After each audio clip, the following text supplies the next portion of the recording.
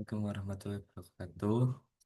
Perkenalkan, saya Muhammad Al-Hafiz Nur Alfani dengan NIM 2022, NIM terakhir 331. Untuk kali ini saya akan mempresentasikan tugas satu, yakni review SDLC. Di materi kali ini, untuk review SDLC kita menggunakan V-model. Baik, saya lanjut. Tuh, SDLC apa sih? SDLC itu di era digital saat ini kebutuhan sebuah sistem informasi dan lain-lain itu sangat meningkat ya. Apalagi di era teknologi seperti ini itu era pengembangan teknologi perangkat lunak secara sistematis dan terkontrol. Dan apa itu sih SDLC? SDLC yakni Software Development Life Cycle. Nah, kemudian SDLC ini kerangka kerja itu untuk menggambarkan sebuah tahapan-tahapan untuk proses pengembangan perangkat lunak mulai dari sebuah perencanaan hingga pemeliharaan lebih lanjut sebuah perangkat lunak tersebut. Nah, adapun untuk tujuan SDLC ini itu menghasilkan sebuah output yakni perangkat lunak yang sangat efisien dan sangat berkualitas untuk memenuhi sebuah kebutuhan-kebutuhan pengguna ya, atau user eh, yang sudah direncanakan dan dengan beberapa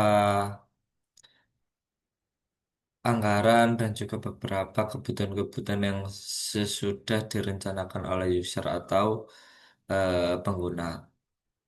Kemudian ada banyak SDLC. Yang pertama itu ada waterfall dengan metode waterfall, ada V-model yang seperti saya jelaskan pada saat ini, ada incremental dan agile. Dan kenapa saya menggunakan eh, V-model ini karena metode ini sangat pengen saya bahas di review SDLC kali ini. Untuk pembacaan V-model, saya lanjutkan di materi selanjutnya. Untuk SDLC metode V-model ini apa sih?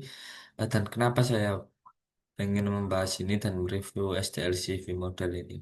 Untuk V-model atau bisa disebut verification and validation model itu dengan metode SDLC yang memperluas dari metode waterfall dengan menambahkan sebagai pengujian secara paralel pada setiap tahapan pengembangan. Itu yang disebut dengan metode V-model. Untuk karakteristik dari V-model ini ada untuk setiap tahapan-tahapan eh, memiliki tahapan pengujian sendiri-sendiri di V-model ini. Yang kedua, ada validasi dan verifikasi dilakukan lebih awal sehingga kesalahan dapat dideteksi lebih dini. Jadi untuk menggunakan metode ini sangat bagus karena untuk verifikasi atau validasi benar atau salahnya itu eh, dilakukan secara awal biar secara pengguna itu tahu eh, mana kesalahan atau problem yang akan dijalankan. Terus tahapan-tahapan dari V-model itu ada 5. Yang pertama ada rekrutmen analis. Untuk di tahap verifikasi, ada sistem desain, ada arsitektural desain, high level design yang lebih tinggi. Kemudian ada modul desain, itu yang agak rendah. Kemudian yang terakhir ada di coding. Terus untuk tahapan validasi di model V-model ini ada 4. Yang pertama acceptance testing, yang kedua sistem testing, yang ketiga integration testing, yang keempat unit testing. Kemudian apa aja sih kelebihan dan kekurangan V-model di SDLC ini? Untuk kelebihan itu yang tadi saya jelaskan ada validasi dan verifikasi secara awal. Yang kedua, cocok untuk proyek dengan kebutuhan yang stabil dan terdokumentasi. Bagaimana misalnya kita membuat perangkat lunak yang setiap hari kita update secara real time atau sering kita dokumentasikan ini cocok pakai dengan materi V-model. Yang ketiga, kesalahan dapat deteksi secara awal, lebih awal karena pengujian dilakukan sejak masa awal. Ini sama kayak yang poin satu, untuk validasi dan verifikasi sejak awal agar kesalahan-kesalahan itu dapat terdeteksi dari awal, mana saja yang salah, dan untuk para pengguna bisa segera langsung memverifikasi biar tidak ada kesalahan itu. Lah untuk kekurangan ini di V-model kurang fleksibel terhadap perubahan kebutuhan selama proses berjalan. Mungkin untuk di V-model kurang fleksibel daripada yang metode sebelumnya ini waterfall. Terus tidak cocok untuk proyek eksploratif atau yang iteratif. Biaya tinggi untuk dokumentasi dan pengujian tahap awal.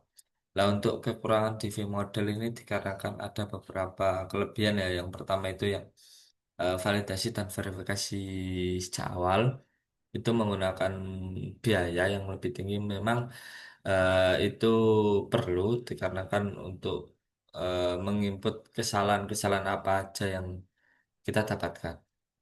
Terus untuk kesimpulan, model V model merupakan pendekatan SDLC yang cocok digunakan dalam proyek yang membutuhkan ketelitian dan dokumentasi, serta proses validasi dan verifikasi menyeluruh. Model ini membantu meningkatkan kualitas perangkat lunak karena pengujian dirancang sejak awal dan disesuaikan dengan setiap tahap pengembangan. Lah untuk V model ini yang sudah saya jelaskan tadi, ada proses validasi dan verifikasi lebih awal, dan juga proyek ini dengan V model ini cocok untuk yang sebuah sistem yang sering terdokumentasi dan lain-lain.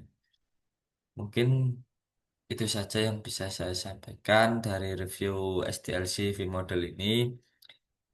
Cukup sekian. Terima kasih. Wassalamualaikum warahmatullahi wabarakatuh.